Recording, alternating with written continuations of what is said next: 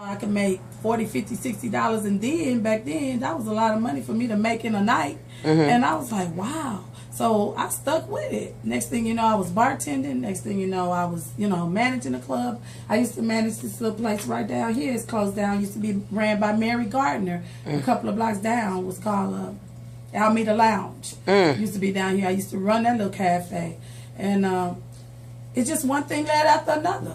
And I like to drink. I used to drink. I used to like to party. I was popular. I was pretty. And I like to tell people, in my testimony, I like to tell people arrogance, aggressiveness, foolishness, it mixed together. You got a concoction for a little fool, and a fool. You got a concoction for a deadly sentence. You can get killed. You can get killed. Yeah. Now, one thing your daughter just said, she said it jokingly, but she said you still have the aggressiveness, but God has channeled that aggressiveness for the kingdom now. That's correct. And so the things that the enemy meant for bad, God really does turn it around for our good.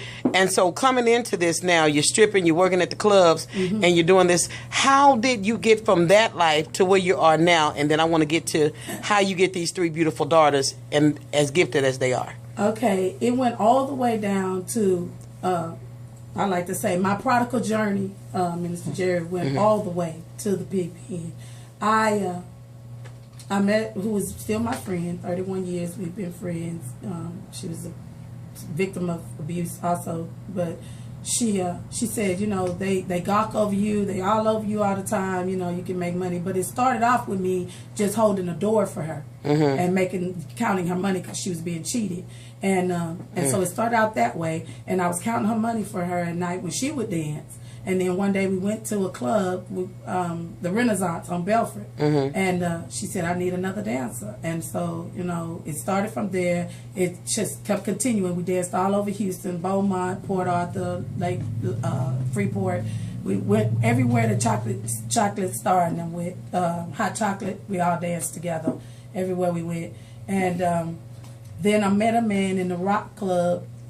He was charming, he was handsome, he was much older. That's all I would be with older men and older women.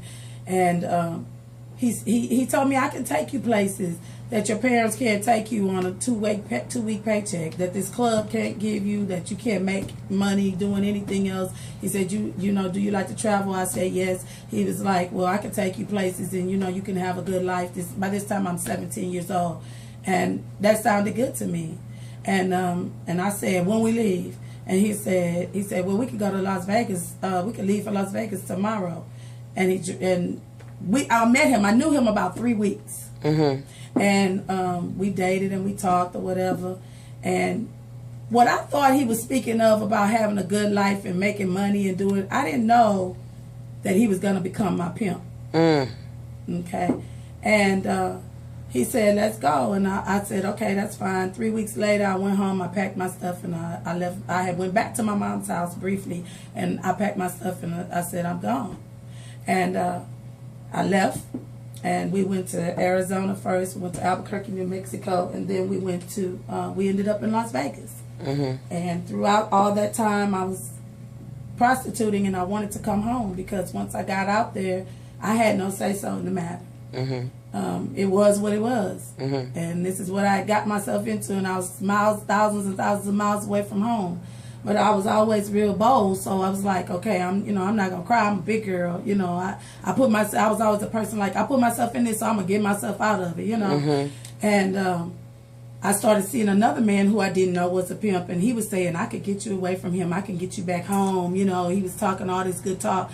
And come to find out, another lady that was on the street, she told me, he's a pimp. He's just trying to get you to leave that man to go to that man. And he's a worse man than him. Now, here's the hand of God. Nobody that very few people here in Houston that I even know where they are anymore. They used to dance with us or whatever. They just came missing off the face of the earth over the years. But for me to be so many miles away, to be with a man that didn't drink, didn't do drugs, didn't beat women, that was God. And when I said I wanted to come home, he asked another prostitute, what should we do to her? What should we do to her in order to let her, what kind of challenge should we give her to decide if she stays or goes? And so he made me sleep with various women, and that's what would determine, you know, their judgment of me determine if I stay or go.